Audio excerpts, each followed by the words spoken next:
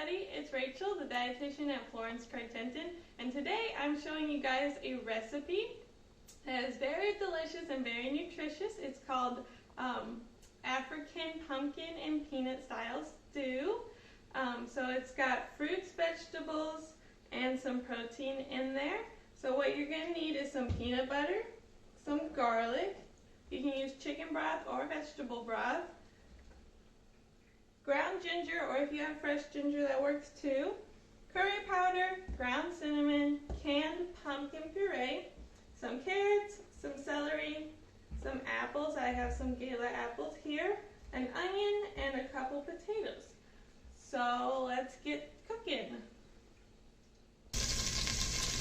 I got some a little bit of canola oil and some garlic going in a pot on medium heat on the stove, and I'm going to add a diced yellow onion, and we're going to let that cook for 5 minutes until it's softened.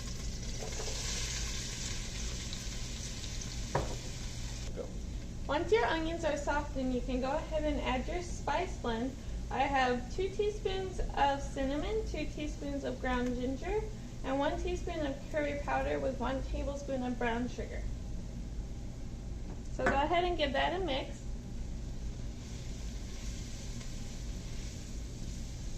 And then you want to go ahead and add your 15-ounce can of pumpkin puree and 3 cups of chicken broth.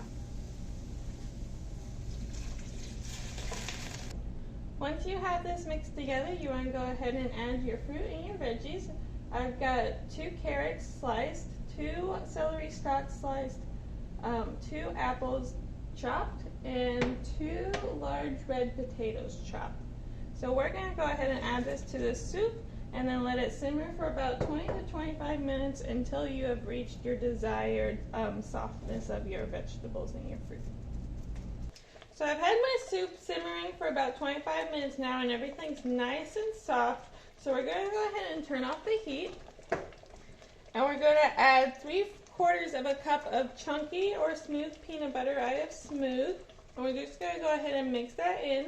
And we can also add salt and pepper to taste. And if you want to make it hot, you can add in your favorite hot sauce. And then we'll be ready to serve it up. So here's our finished stew.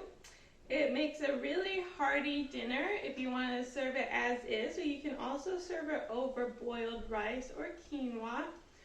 It makes quite a bit, so you'll definitely have leftovers for lunch the next day. If you want to make this vegan, you can change from using chicken broth to vegetable broth. And we've got 4 out of 5 of our food groups. We got some fruit in there, vegetables, protein from our peanut butter. And if we added some rice, we would have our grains.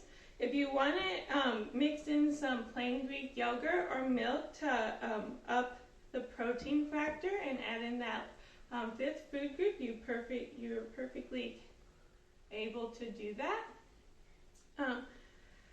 And if you're wanting to try this, we'll be highlighting it at our Heat Up Topeka classes on Thursday at noon and 5:30, so come join us, and then after the class you get to taste and try some of this stew. So let me know if you make it. We'll link the recipe and hope you enjoy.